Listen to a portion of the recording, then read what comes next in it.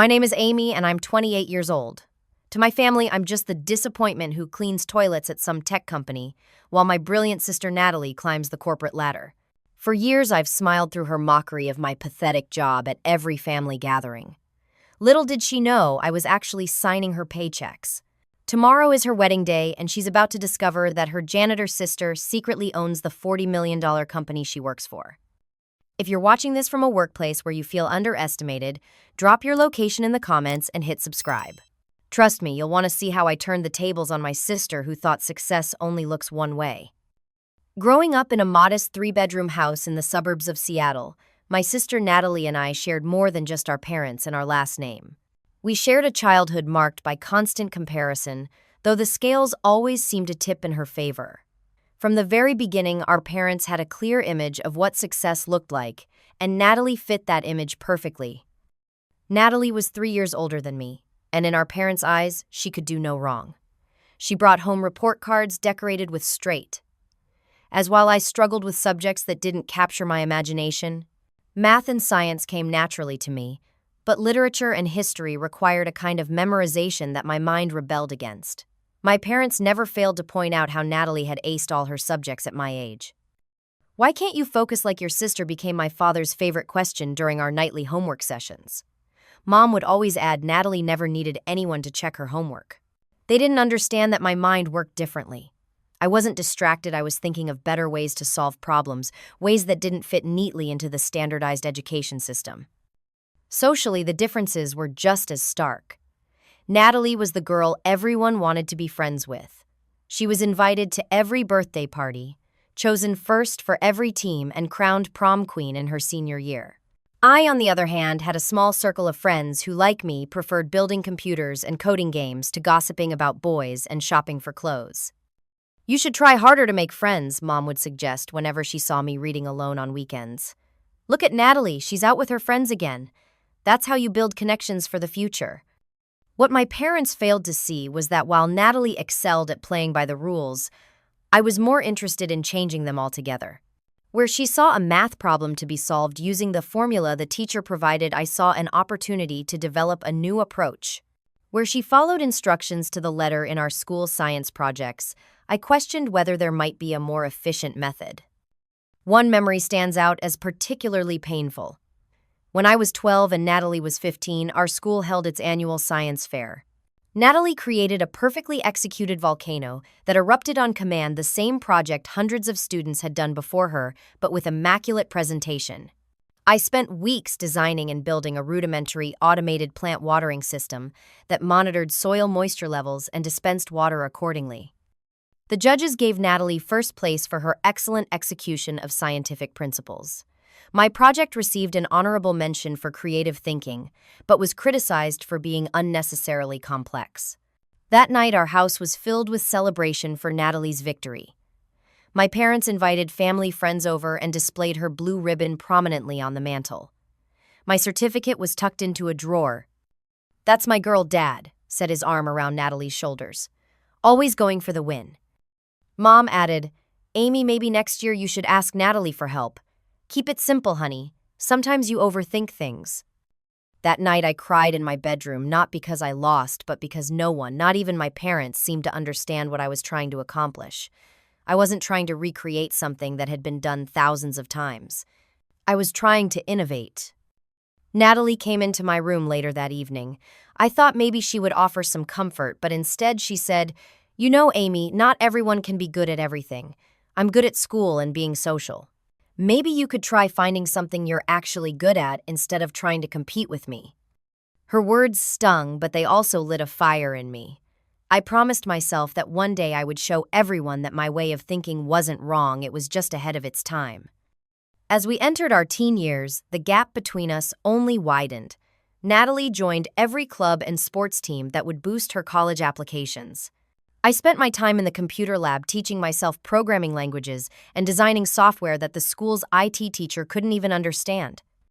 "What are you going to do with all this computer nonsense?" my father asked when he found me coding instead of watching TV with the family. "Computers are a tool, not a career."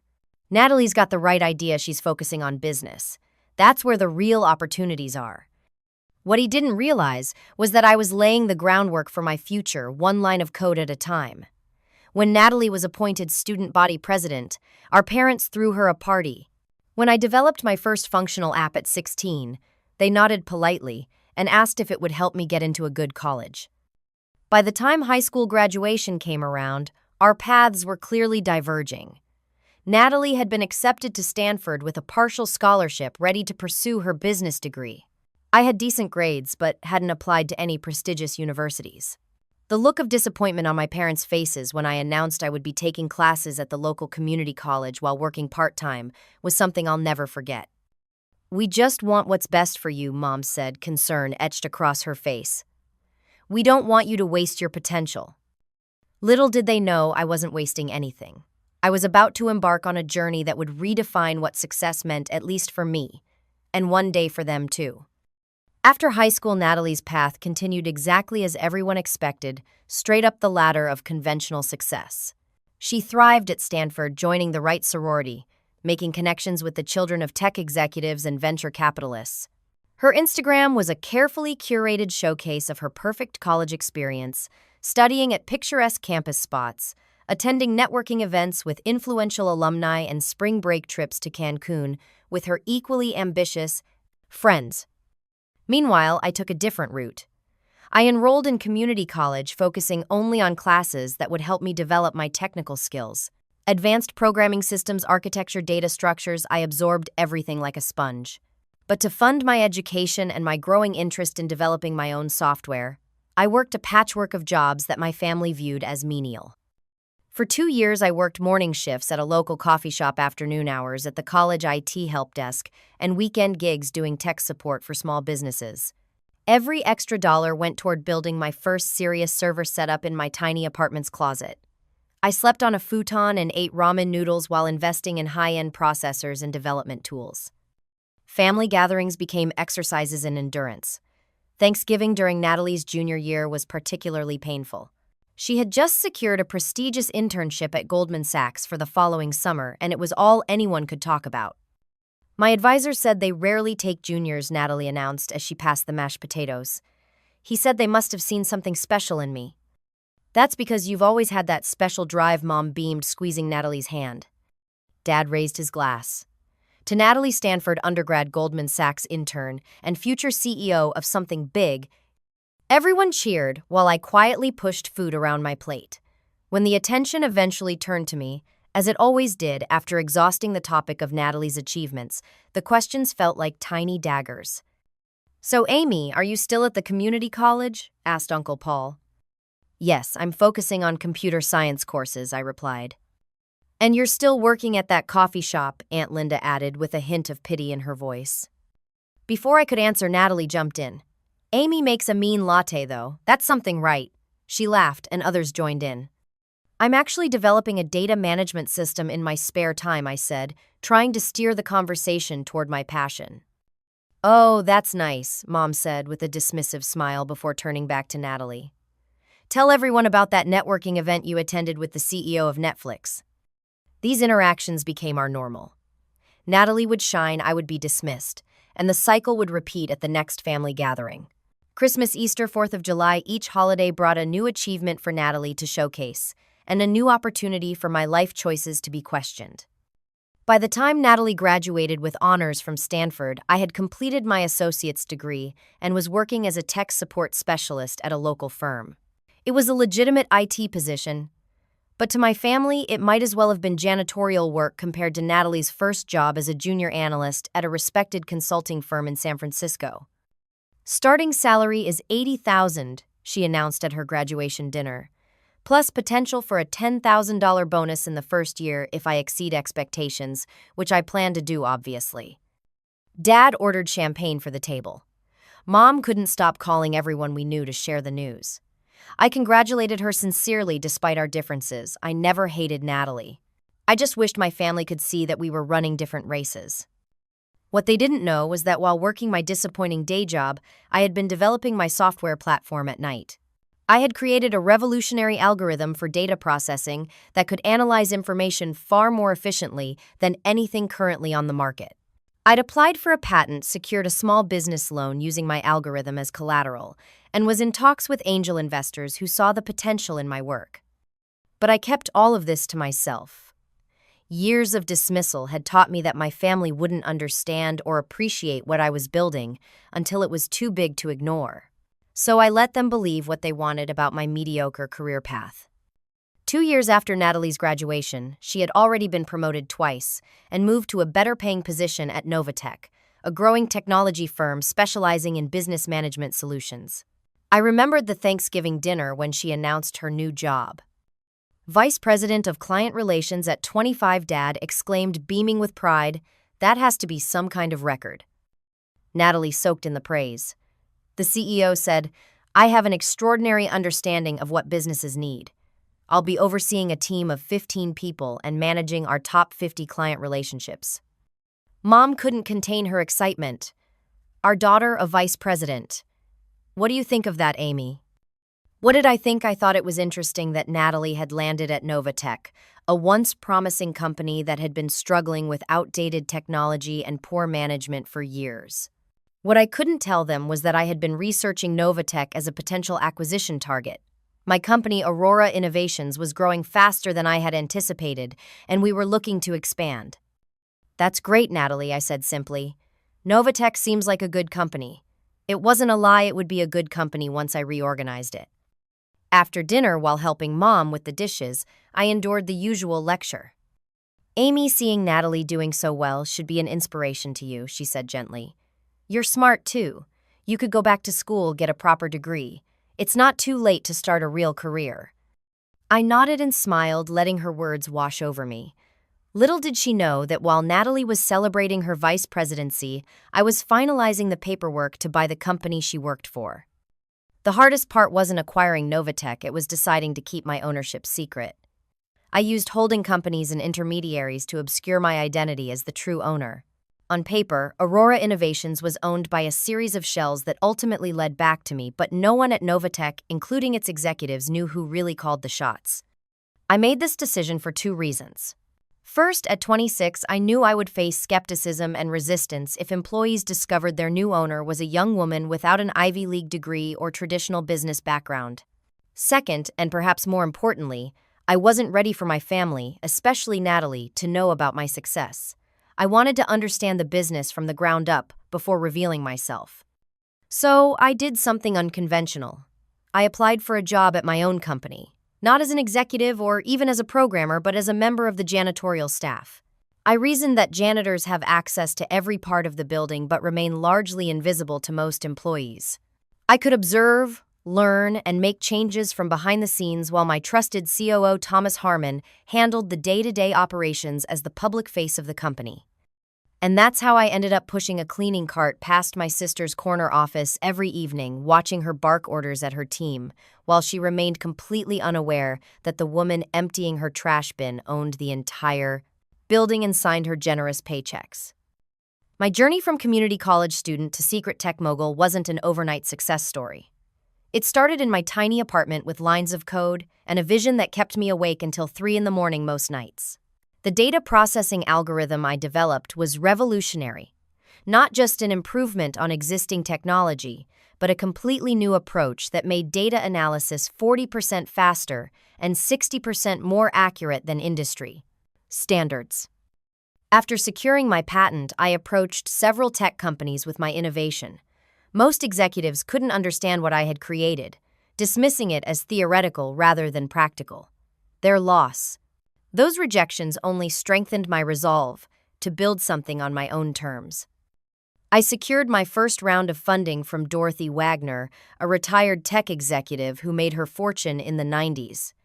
Unlike the others, Dorothy immediately grasped the potential of my algorithm. "This could change everything about how businesses process information," she said, studying my prototype. "Why are you seeking investment instead of just selling the patent? You could make millions overnight." "Because I don't want to sell a product," I told her. "I want to build a company." Dorothy became my first investor and mentor. She taught me about business structures, helped me incorporate Aurora Innovations, and most importantly, respected my desire for privacy. When I explained that I wanted to operate behind the scenes to avoid family complications, she understood completely. Some of the best chess players in history kept their strategies secret, she said. Let your work speak for itself. With Dorothy's seed money and guidance, I rented a small office space and hired 3 talented programmers who shared my vision.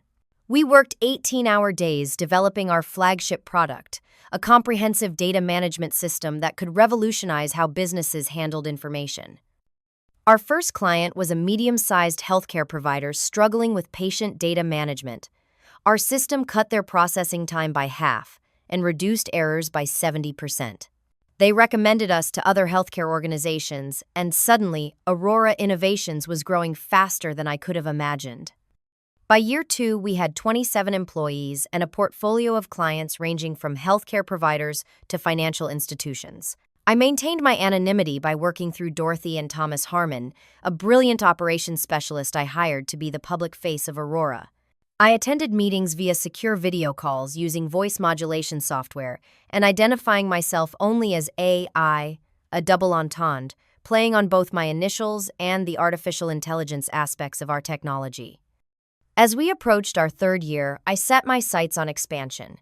We needed to grow beyond just selling our software. We needed to integrate with existing systems and potentially acquire companies that complemented our technology. That's when Novatech appeared on my radar. Novatech had been a respectable player in the business solutions sector for about 15 years, but in recent years they had failed to innovate. Their client base was solid, including several Fortune 500 companies, but their technology was becoming obsolete.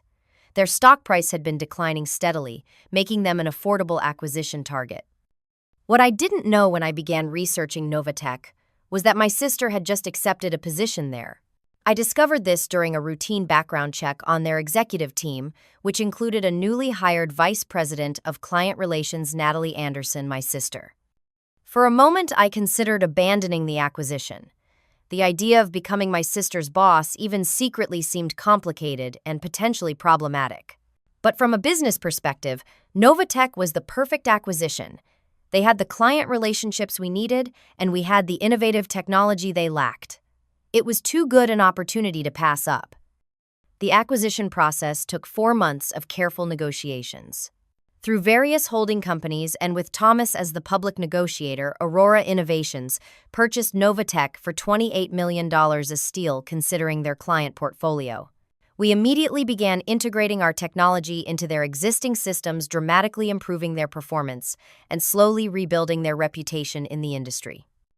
The most surreal part came when I decided to work inside Novatech to better understand its operations.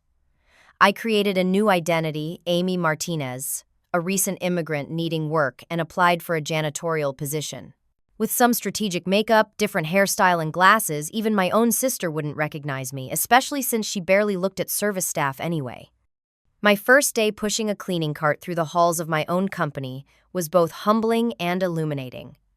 I watched as executives made decisions without consulting the people who would implement them. I saw talented employees whose ideas were ignored because they didn't have the right title. And I saw my sister in action, confident, assertive, and completely unaware that the woman emptying her trash bin controlled her professional fate. Natalie wasn't a bad executive. She worked hard, knew how to manage client relationships, and genuinely believed in the company's potential. But she shared our parents' narrow view of success.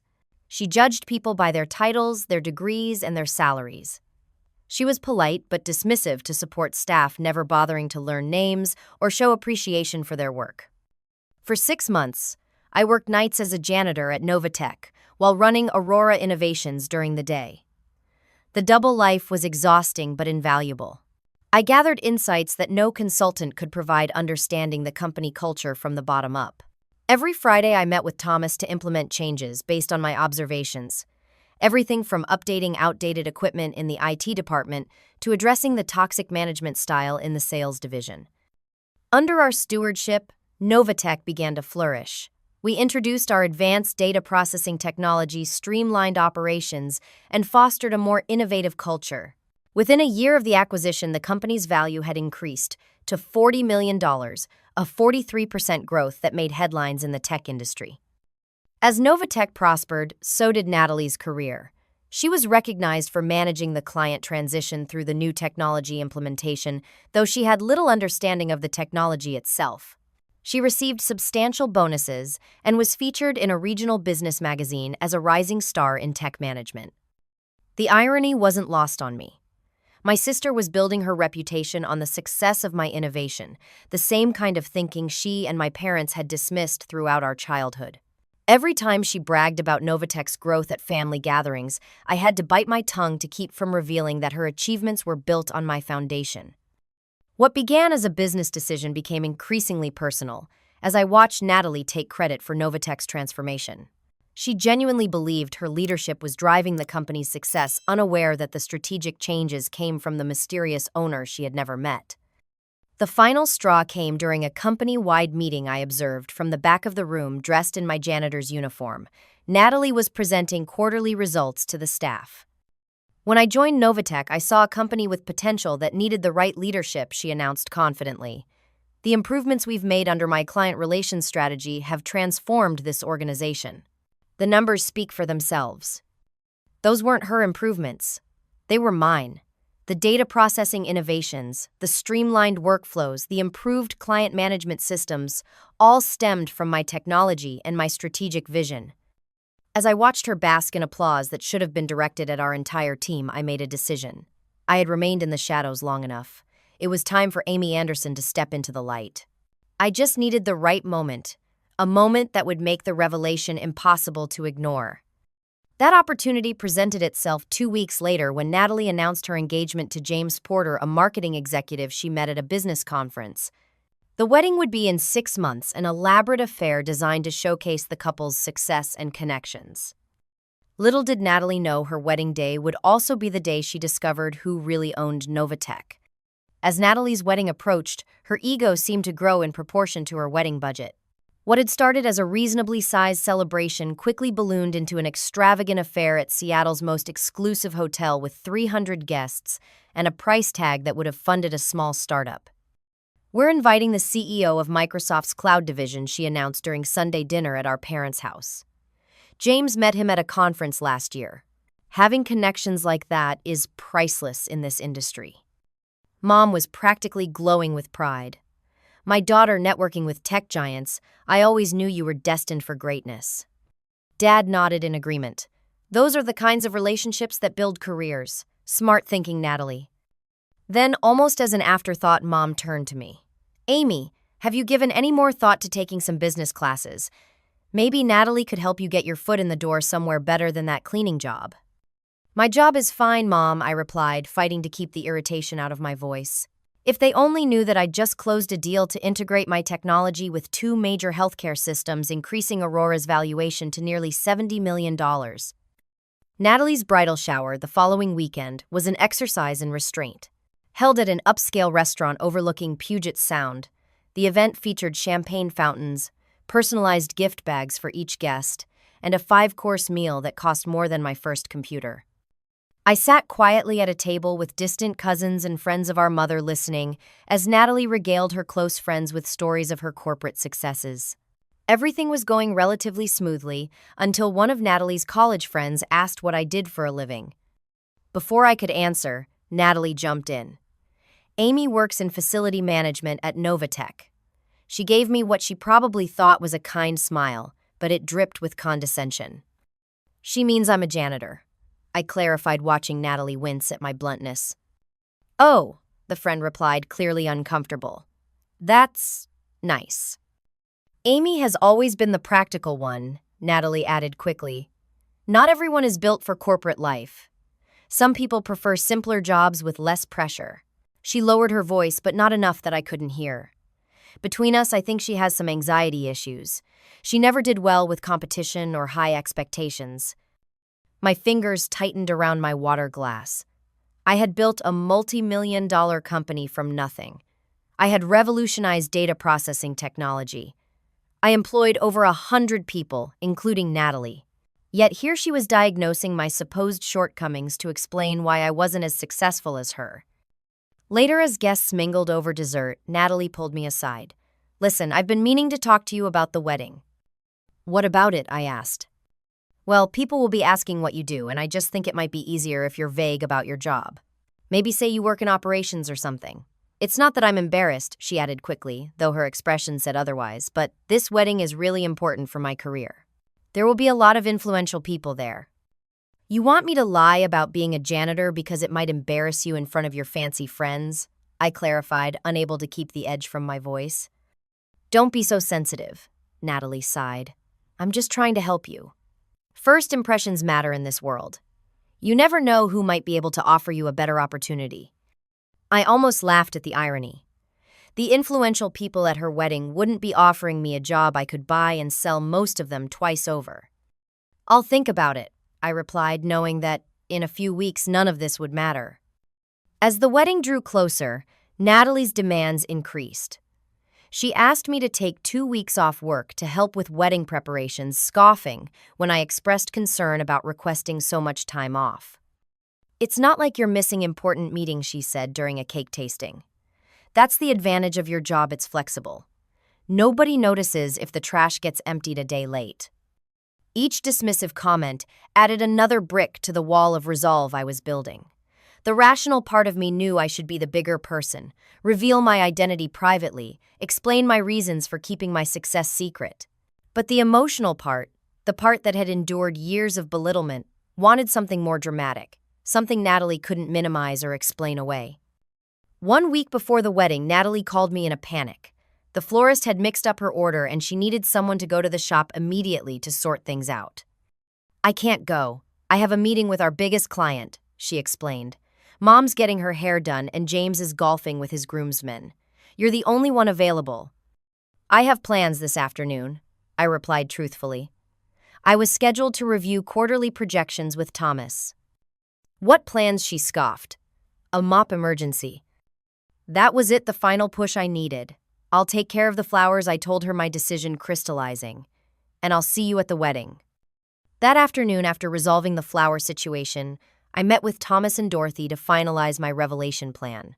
As the original investor and now chairperson of Aurora's board, Dorothy had supported my decision to remain anonymous, but agreed the time had come for the truth.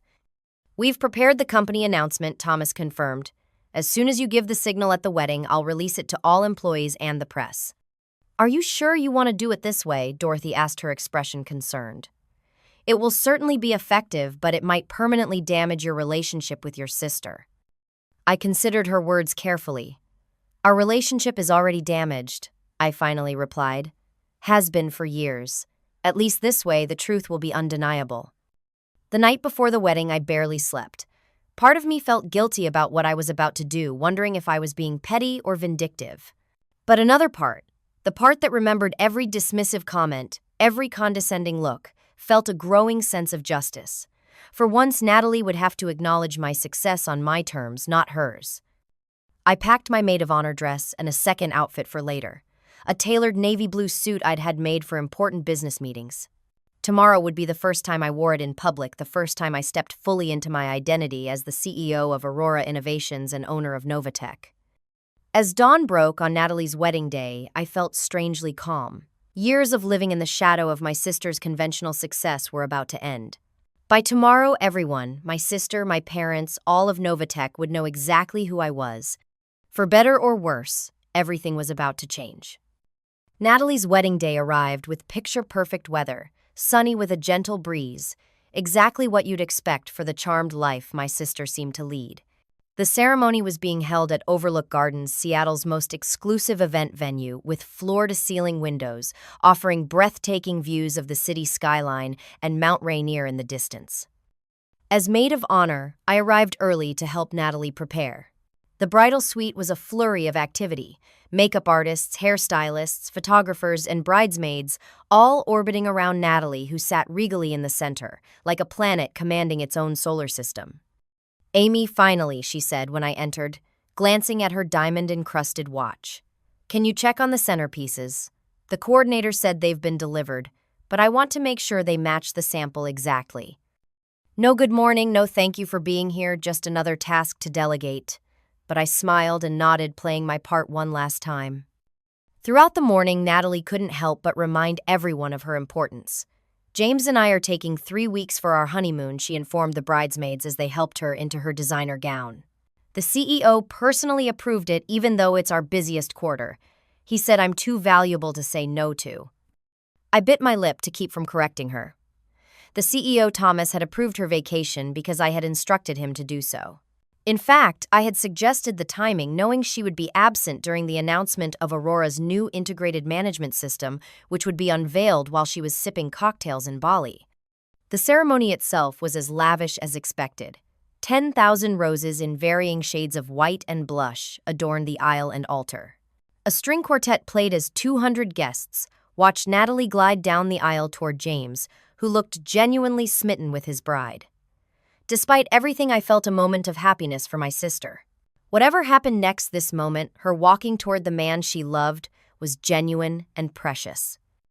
After the exchange of vows, guests moved to the reception hall for what Natalie had described as the networking opportunity of the year disguised as a wedding reception.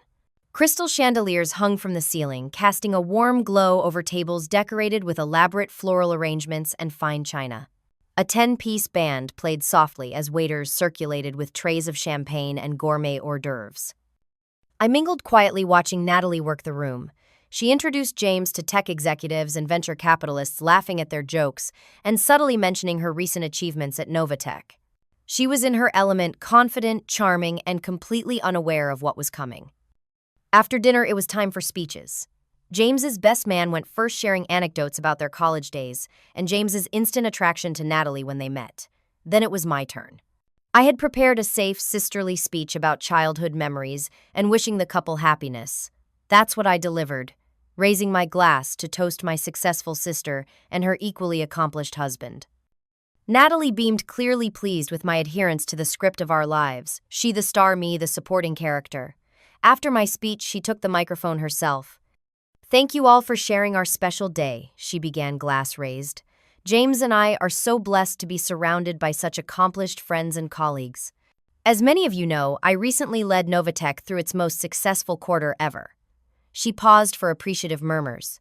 "Our company has transformed into an industry leader, and I'm proud to say my division played a key role in that transformation." I checked my watch discreetly. Any minute now. When I joined Novatech 3 years ago, it was struggling to find its footing in a competitive market. Now we're valued at $40 million and growing. Natalie continued, soaking in the impressed looks from guests. "With the support of my wonderful husband and the connections we're building here today," she gestured around the room, "I expect to be announcing an executive position very soon." Just as she finished this statement, there was a commotion at the entrance to the reception hall. Thomas Harmon, CEO of Novatech, walked in accompanied by Dorothy Wagner. They weren't on the guest list, but the staff, recognizing Thomas's authority, had allowed them entry. Natalie looked surprised but pleased. "Well, speaking of Novatech, it seems our CEO has decided to join the celebration." She waved Thomas over eagerly, clearly seeing this as another networking opportunity. I excused myself from the table and slipped away to the bridal suite where I had left my change of clothes. I quickly changed from my floor-length maid of honor dress into my navy blue power suit, removed the formal updo to let my hair fall naturally, and took a deep breath. It was time. When I returned to the reception, Thomas was at the microphone. Natalie stood nearby, her expression shifting from confusion to concern. "I apologize for interrupting this beautiful celebration," Thomas was saying, "but I have an announcement that couldn't wait. As most of you know, Novatech has undergone remarkable growth over the past 2 years. What you may not know is that this growth has been directed by the visionary founder of Aurora Innovations, who acquired Novatech and has been the driving force behind its transformation." Murmurs spread through the crowd. Natalie's smile became fixed, her eyes darting between Thomas and the exit, as if calculating whether to stay or flee from what was clearly an unplanned disruption to her perfect day. Today, for the first time, this individual has decided to step out from behind the curtain and publicly take the role of CEO of both Aurora Innovations and Novatech. I walked forward, making my way through the crowd toward the stage. Natalie saw me approaching in my business attire and frowned clearly, thinking I was trying to insert myself inappropriately into the situation. "Amy, what are you doing?" she whispered urgently as I passed her. "And why did you change? Go back to your seat." I didn't respond, continuing to the stage where Thomas stood with the microphone.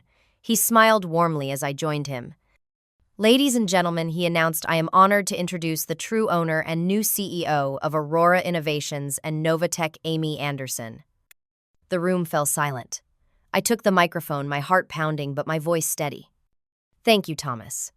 For those who don't know me, I'm Amy Anderson, Natalie's sister, and as of today, the public face of the company I founded 5 years ago. I turned to look directly at my sister. Her face had drained of color, her mouth slightly open in shock. James stood beside her, his expression a mixture of confusion and disbelief. 3 years ago, Aurora Innovations acquired Novatech because I saw potential in its client relationships and market position. What it needed was better technology and a clear vision for the future, which my team and I provided.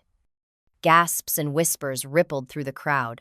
My parents seated at the front table looked like they'd been struck by lightning. Some of you might be wondering why I chose to reveal this today at my sister's wedding. The truth is, I've spent years watching Natalie take credit for successes that were built on my innovation, the same kind of thinking she and many others dismissed throughout my life. Natalie took a step forward, her shock beginning to morph into anger. "This is ridiculous," she sputtered. "You're a janitor. You clean toilets at Novatech." "I did work as a janitor," I confirmed calmly. "By choice. I wanted to understand every level of the company I owned, to see how decisions made in the executive suite affected those on the ground floor. It taught me more about effective management than any Ivy League degree could have." The whispers grew louder. I saw some of Natalie's colleagues from Novatech exchanging glances, pieces falling into place as they realized who had really been behind the company's transformation. Tomorrow morning, an official announcement will go out to all Novatech and Aurora employees, followed by a press release to the business community. But I wanted you, my family, to hear it from me first. I paused, looking directly at Natalie. "Surprise, sis. I'm your new boss." The silence that followed was deafening. Then, like a dam breaking, the room erupted in chaos. Natalie's face contorted with a mixture of shock, rage, and humiliation. She lunged forward, grabbing the microphone from my hand. "This is my wedding day," she shouted, her voice cracking. "How dare you turn it into some twisted revenge fantasy? You've always been jealous of me, and now you're making up ridiculous lies." "They're not lies," Thomas interjected smoothly, pulling out his phone. "The acquisition documents are public record. Aurora Innovations, wholly owned by Amy Anderson, purchased Novatech for $28 million 2 years ago. Since then, under her leadership, the company's value has increased to $40 million.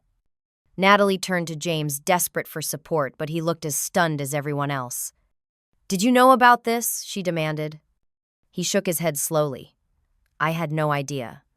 Dorothy stepped forward then, her dignified presence commanding attention. "I was Amy's first investor. I recognized the revolutionary potential of her data processing algorithm when she was just 23. That technology is now the backbone of Novatech's most successful products." The reality was beginning to sink in, not just for Natalie, but for everyone in the room. My parents sat frozen, my father's mouth open in disbelief, my mother clutching the table as if for support. "I never intended to hurt you, Natalie," I said, my voice softer now. "But I did intend for you, for all of you to finally see me. To understand that success doesn't always look like degrees from prestigious universities or corner offices. Sometimes it looks like a young woman working night shifts to fund her dream. Sometimes it even looks like a janitor." Natalie stared at me, tears of anger and humiliation welling in her eyes. In that moment, I saw something I'd never seen before. My confident, always in control sister was completely undone.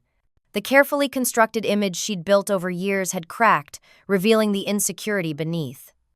"You've ruined everything," she whispered, voice trembling. Then louder, "You've ruined everything." She threw the microphone to the floor with a screech of feedback and stormed out of the reception hall, James hurrying after her. The guests stood in shocked silence, trying to process the dramatic turn of events. I hadn't expected to feel regret in this moment of vindication, but watching my sister flee in tears on what should have been the happiest day of her life, I wondered if I'd gone too far. The satisfaction I'd anticipated was overshadowed by a hollow feeling in my chest. Dorothy approached and placed a gentle hand on my arm. "Perhaps we should give everyone some space to process this information," she suggested quietly. I nodded, suddenly aware of hundreds of eyes on me. Thomas announced to the guests that they should continue enjoying the reception while the family took some time to talk privately. The band professionals to the core immediately began playing again, providing a soundtrack to the most awkward wedding reception in Seattle history. As I left the stage, I caught sight of my parents. They hadn't moved from their table, both looking like they'd aged 10 years in 10 minutes. I knew I needed to speak with them to explain everything from the beginning.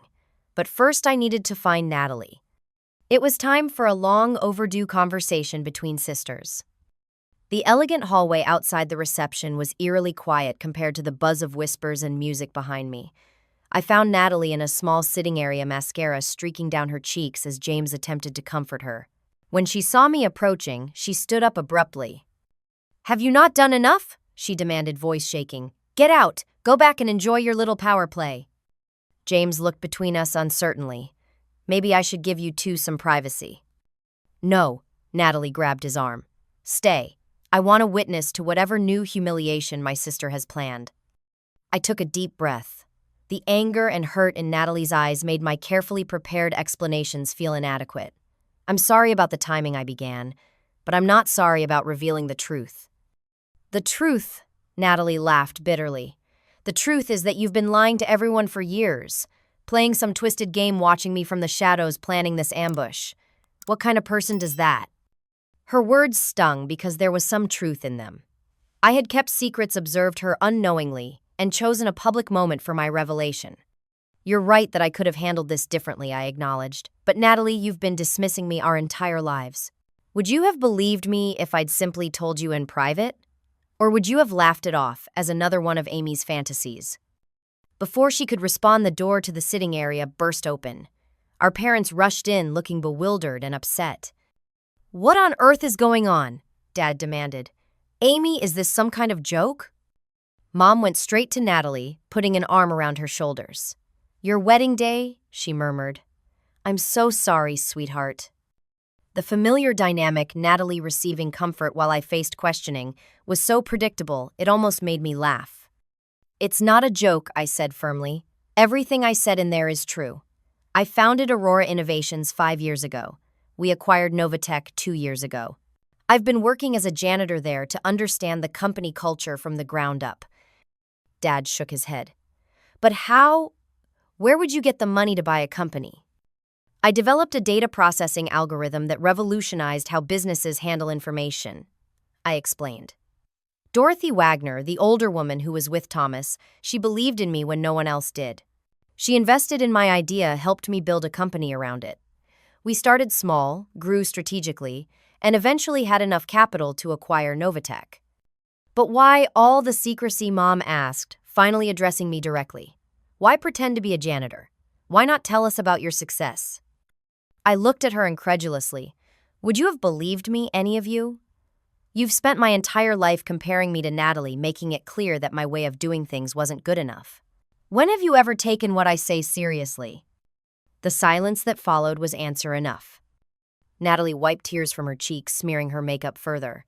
"So this was all about revenge, making me look foolish in front of everyone I know. Congratulations, mission accomplished." "No, Natalie. This wasn't about revenge," I said quietly. "It was about finally being seen for who I am. Do you have any idea what it's like to have your achievements dismissed or ignored year after year, to watch someone else take credit for your innovations?" "Oh, please," she scoffed. "You're seriously playing the victim. You secretly bought my company and spied on me for 2 years." "I bought a struggling company and turned it around," I corrected. "The fact that you worked there was coincidental at first, though I admit I could have revealed myself sooner once I discovered you were an employee." "An employee?" Natalie repeated as if tasting something bitter. "I'm a vice president." "Yes, and you're good at what you do," I acknowledged. "Your client relationship skills are valuable to the company. That's why you've received bonuses and promotions."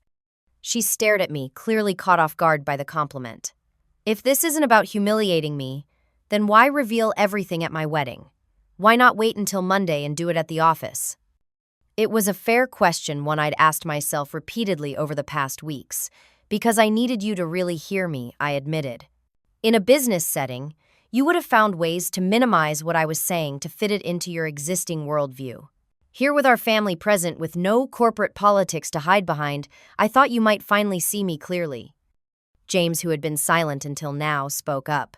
Not to point out the obvious, but there were probably less dramatic ways to accomplish that. I nodded, acknowledging his point. You're right. I let years of frustration cloud my judgment. A knock at the door interrupted our tense conversation. Thomas poked his head in cautiously. I'm sorry to intrude, but the guests are getting restless. Many of the Novatech employees are asking questions I'm not sure how to answer. Natalie stood up, smoothing her wedding dress with trembling hands. Tell them the reception is over. Everyone can go home.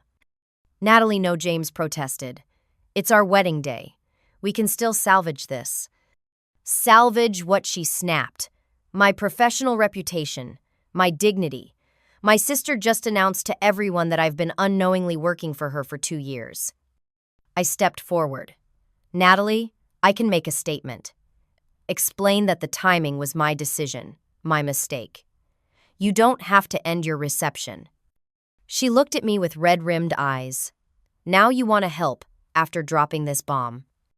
Before I could respond, Dorothy appeared behind Thomas. If I may make a suggestion, she said, her calm voice, a contrast to the tension in the room. Many of the guests are business associates who are actually quite impressed by what they've heard. It's not every day they meet a young woman who built a $70 million tech empire from scratch. Natalie's head snapped up. 70 million, I thought you said 40 million. Novatech is valued at 40 million, Dorothy explained. Aurora Innovations, Amy's original company, is valued at around 30 million, bringing the total to 70 million. I could see the calculations happening behind Natalie's eyes, her anger temporarily displaced by this new information. Dorothy continued. Several investors have expressed interest in meeting Amy, and by association they're curious about the sister who's been heading client relations at Novatech. This could be an opportunity for both of you. James gently touched Natalie's arm. She's right, Nat. Half the tech executives in Seattle are out there. This doesn't have to be a disaster. For a moment, I saw the wheels turning in my sister's head, ever the strategist, even in crisis. Then she shook her head. I can't go back out there and pretend everything's fine. Not today. Then don't pretend, I suggested. Be honest, be human. People respect authenticity more than perfection. Natalie looked at me as if seeing me for the first time. That's easy for you to say. You're not the one who was just publicly humiliated. No, I agreed. I was just privately humiliated. For years. Our eyes locked, and for a brief moment I saw a flicker of understanding in hers. Dad cleared his throat awkwardly. Perhaps we all need some time to process this. Amy, maybe you should go. Of course. Even now, I was the one who needed to leave. I'll go, I agreed, but first I want to say something to all of you. I'm sorry for the way I revealed this information. The timing was selfish and hurtful. But I'm not sorry for the path I chose or the success I've achieved. And I'm not interested in continuing a family dynamic where my worth is measured against Natalie's or anyone else's standards. I turned to my sister. Natalie, whenever you're ready to talk, really talk, I'll be there. As your sister first, your boss second. Without waiting for a response, I walked out of the room, leaving my family to grapple with their new reality. In the reception hall, guests were huddled in small groups, conversations pausing as I entered. Dorothy joined me, slipping her arm through mine supportively. That went about as well as could be expected, she murmured. I made a mess of things, I admitted. Perhaps she agreed, but messes can be cleaned up. Give them time. As we made our way through the crowd, several people approached, some with business cards, others with congratulations, a few with thinly veiled criticisms about my methods. I answered each one honestly, accepting both the praise and the reproach. In the car heading back to my apartment, I finally allowed myself to feel the full weight of the day's events. The vindication I'd expected was there, but overshadowed by regret and uncertainty. I had achieved my goal, everyone now knew the truth. But at what cost? My phone buzzed with texts and emails from Novatech employees who had been at the wedding, ranging from shocked, is this for real, to impressed? Always knew there was something special about you, to concerned. What does this mean for our jobs? Thomas called to confirm he'd handle the immediate fallout and prepare for Monday's official announcement. Try to get some rest, he advised. Tomorrow's going to be a long day. But rest wouldn't come. I spent the night pacing my apartment, replaying the day's events, and wondering if I'd just destroyed any chance at reconciling with my family. By revealing my secret in such a dramatic way, had I become what they always accused me of being different, difficult, disruptive? Or had I finally shown them exactly who I was, innovative, resilient, and unwilling to be overlooked any longer? As dawn broke, I still didn't have the answer. But I knew one thing for certain: there was no going back to the shadows. For better or worse, I had stepped into the light. Monday morning arrived with the weight of inevitability. As I stepped into the Novatech headquarters through the front door, this time, not the service entrance, the lobby fell silent. Employees froze mid-conversation, coffee cups paused halfway to lips, eyes widening in recognition. News of the wedding revelation had spread like wildfire through company messaging channels over the weekend. Thomas met me at the elevator, his calm presence a welcome contrast to the tensions surrounding us. "Conference room is ready," he said quietly. "Executive team is waiting. Natalie arrived 10 minutes ago." My stomach tightened. I hadn't heard from my sister since I left the wedding. James had texted to let me know they were postponing their honeymoon until this situation is resolved, whatever that meant. The executive conference room fell silent as I entered. 8 senior leaders sat around the polished table, expressions ranging from curiosity to apprehension. Natalie sat rigidly at the far end, her face a careful mask of professionalism despite the dark circles under her eyes. "Good morning," I began, taking my place at the head of the table. "I imagine you all have questions about Saturday's announcement and what it means for Novatech. I'll address those shortly, but first I want to introduce myself properly." For the next 20 minutes, I explained my background, the founding of Aurora Innovations, the acquisition of Novatech, and my vision for the company's future. I answered questions about management structure, potential reorganization, and integration plans between Aurora and Novatech. Throughout my presentation, Natalie remained silent, her eyes fixed on her notepad. Only when I opened the floor for questions did she finally look up. "Will there be layoffs?" she asked, her voice carefully neutral. "No," I replied firmly. "This transition is about growth, not reduction. Every position is secure, including yours." A flicker of relief crossed her face before the mask returned. "And reporting structures? Who will I be reporting to now?" "Directly to me for the time being," I said. "Your client relationships are valuable to this company, Natalie. That hasn't changed." She gave a curt nod and fell silent again. After the meeting, as the other executives filed out, I asked Natalie to stay behind. When we were alone, the professional veneer cracked slightly. "So this is real," she said quietly. "You're really taking over." "I've been in charge for 2 years," I reminded her gently. "The only difference now is that everyone knows it." She looked around the conference room as if seeing it for the first time. "Do you have any idea what this has been like for me? I had to call and tell all my friends that our honeymoon is canceled because my sister is actually my boss, and I might not have a job to come back to." "I told you your job is secure," I said. "And I'm supposed to just believe that? After you lied to me for years?" She shook her head. "How am I supposed to trust anything you say?" "It was a fair question. You don't have to trust me right away," I acknowledged. "But I hope you'll judge me by my actions going forward. I want what's best for this company, which includes you and your talents." Natalie studied me skeptically. "Why did you really keep your identity secret? Was it just to spy on me?" "No," I answered honestly. "I started working here before I knew you'd been hired. I stayed anonymous because I wanted to understand the company culture without the influence my position would have on people's behavior. And then later, I paused, considering my words carefully. Later, I think I was afraid." "Afraid?" She looked genuinely surprised. "Of what?" "That if you and Mom and Dad knew about my success, you'd find ways to diminish it. That you'd say I got lucky, or that my accomplishments weren't as impressive as they seemed. I wanted to be absolutely certain, beyond any doubt, that what I built was substantial before I revealed it." Something shifted in Natalie's expression, not forgiveness, but perhaps understanding. "I need time to process all this," she said, finally standing to leave. "And I need to talk to James about what this means for us." "Take whatever time you need," I assured her. Your position will be here when you're ready."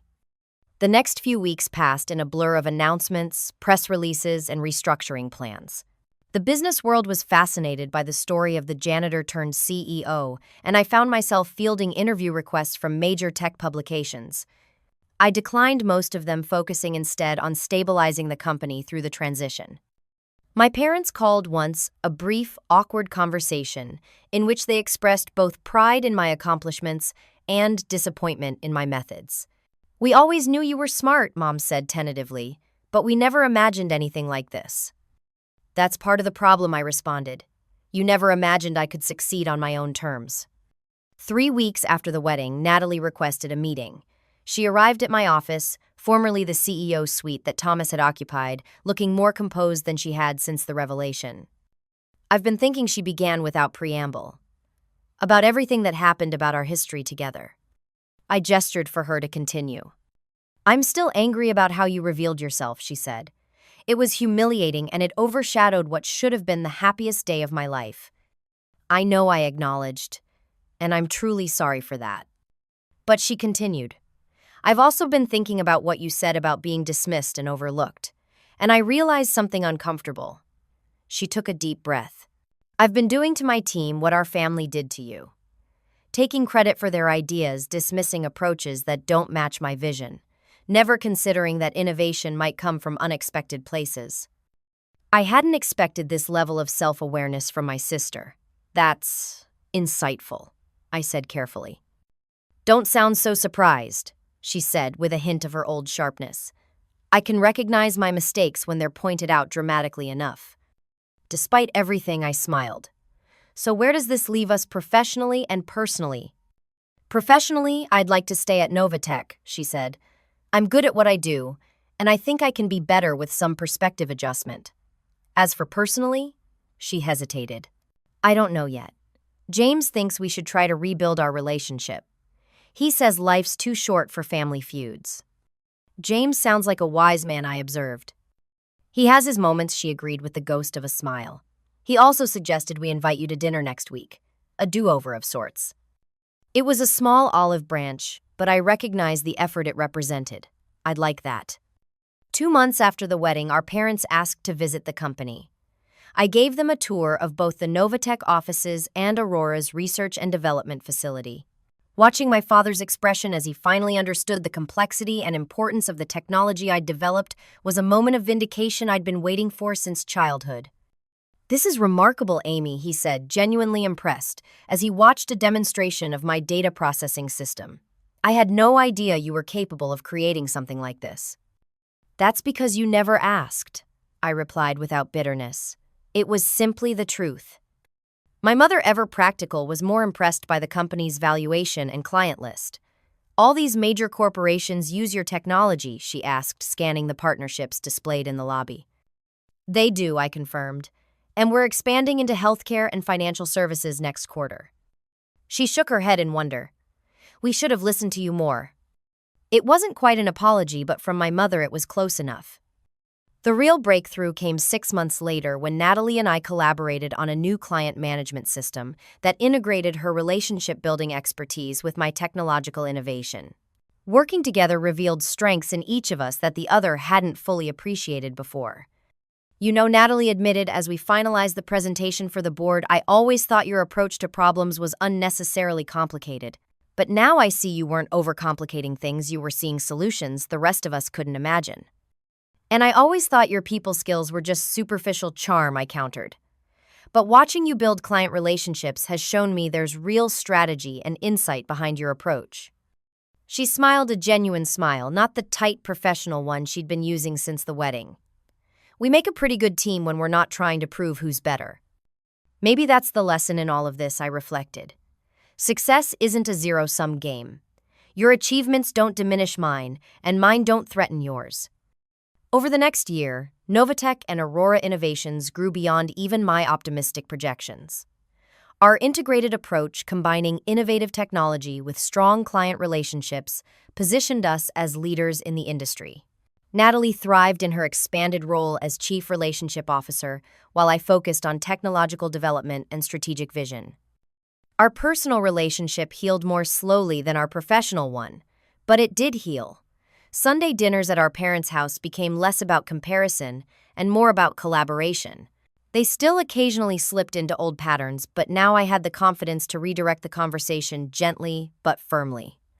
The greatest lesson I learned through this journey wasn't about business strategy or technological innovation. It was about the true nature of success and the importance of being seen for who you really are. For years, I defined success as proving my family wrong, showing them that my way of thinking, my approach to life, was valid and valuable.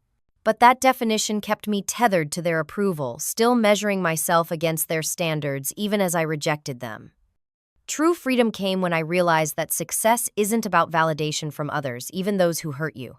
It's about building something meaningful on your own terms, staying true to your vision even when others can't see it, and having the courage to step into the light when the time is right. The janitor disguise had started as a strategic business decision, but it became a metaphor for how I'd been living my entire life, hiding my light, watching from the shadows, cleaning up messes others didn't even notice.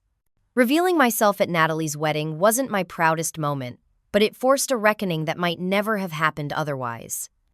Natalie and I will never be identical in our approaches to life or business. She still prefers structured solutions and clear hierarchies, while I look for innovation in unexpected places. But we've learned to see these differences as complementary rather than competitive. Her strengths balance my weaknesses and vice versa. Together, we've built something neither of us could have created alone. The greatest revenge wasn't becoming my sister's boss, it was finding the strength to forgive her and help her grow. Sometimes the people who hurt us the most are the ones who need our compassion the most. What's a time you chose forgiveness over revenge? I'd love to hear your stories in the comments below. And if this story resonated with you, please hit that subscribe button and share it with someone who might need to hear that success can look different than what others expect.